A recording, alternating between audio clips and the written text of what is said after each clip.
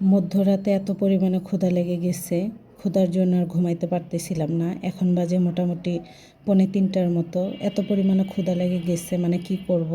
বাবু ঘুমাচ্ছে কিন্তু আমি উঠে পড়ছি, উঠে শুধু ফ্রেশটা হলাম, হয়ে যে রান্নার আগে ব্যবস্থাটা করি। যেহেতু নিজেকেই রান্না করতে হবে, কেউ নাই যে আমাকে রান্না করে রেডি করে দিবে। একা মানুষ, নিজেরটা নিজেই করে খেতে হয়। মুরগির চামড়া, পা, গিলা এগুলো আমার ভীষণ পছন্দ, তো এগুলো দিয়ে আজকে আমি খাবো। আর হচ্ছে সরিষা শাক ফ্রিজে ছিল, সেটাও নিচে। আর দেশি ছোট ছোট আলু, দেশি আলু কিন্তু গোস্ততে দিলে অনেক পরিমাণে মজা হয়, আমার কাছে মনে হয়, আমার অনেক পছন্দ। আর এখানে আমি হচ্ছে সরিষার শাকগুলো আগে বেছে নিব। সরিষার শাক এখন শীতের সময় খেতে কিন্তু অনেক মজা। আর নিজের খেতে থেকে যদি উঠে খাওয়া হয় তাহলে তো আরোই মজা। ঢাকা শহরে থাকার সুবাদে আমাদের এই সুযোগটা হয়ে ওঠে না। তো যাই হোক, এদিকে সরিষা শাকগুলো আমি বাছতেছিলাম। আর আপনাদের কার কার সরিষা শাক পছন্দ অবশ্যই জানাতে ভুলবেন না। কিন্তু শীতের সময় আমার কাছে গরম ভাত, সরিষা শাক, কাঁচামরিচ অনেক ভাল লাগে। এদিকে এসে দেখি এখনও হচ্ছে গলে নাই, কিছু করার নাই। আর হচ্ছে এই যে আলুগুলো রেখে দিয়েছি, এই যে শাক, এগুলো আমি হচ্ছে করব।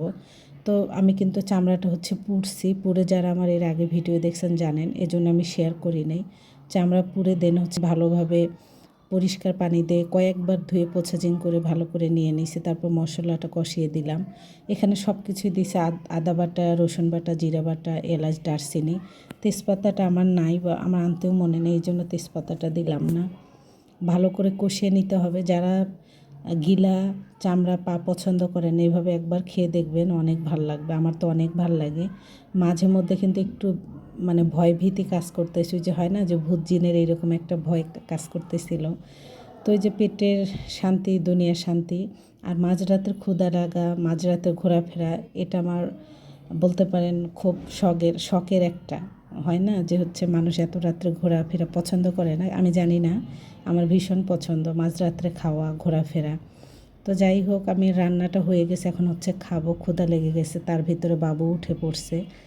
আমি যখন উঠে পড়ি, আমি ঘুমানোর কিছুক্ষণ পরে বাবু উঠে পড়বে। বাবু কিন্তু বেশিক্ষণ ঘুমায় না। তো যাই হোক, এই যে আমি ভাত নিয়ে নিয়েছি, শসা আর হচ্ছে ঘ্রাণে পেটটা ভরে যাচ্ছিল।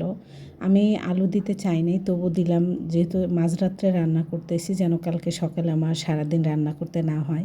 আমি আর বাবু খাবো, তো এই জন্য। তো আগে মুরগির পাটা নিয়ে নিলাম। মুরগির পা তো আমার একদম অস্থির পছন্দ। শসা নিয়ে নিয়েছি মাটির প্লেটে, অসাধারণ লাগতেছে। আপনারা যারা খান নাই অবশ্যই খেয়ে দেখবেন। আর দেশি আলু ছোট ছোট, মানে ফেটে চৌচির, অনেক মজা হয়েছে। শসা একসাথে কচি শসা কিন্তু আমি ছুলেই নাই। তো যাই হোক, অনেক তৃপ্তি করে খেলাম মাঝরাত্রে। আর আমার মতো অভ্যেস কার কার আছে, বাজে একটা, অনেকের অপছন্দ হতে পারে, কিন্তু আমার কাছে অনেক ভালো লাগে মাঝে মাঝে মাঝরাত্রে খাওয়া। আর প্রিয় মানুষ যদি কাছে থাকে তো আলোই ভালো। তো যাই হোক, সবাই ভালো থাকবেন, টাটা।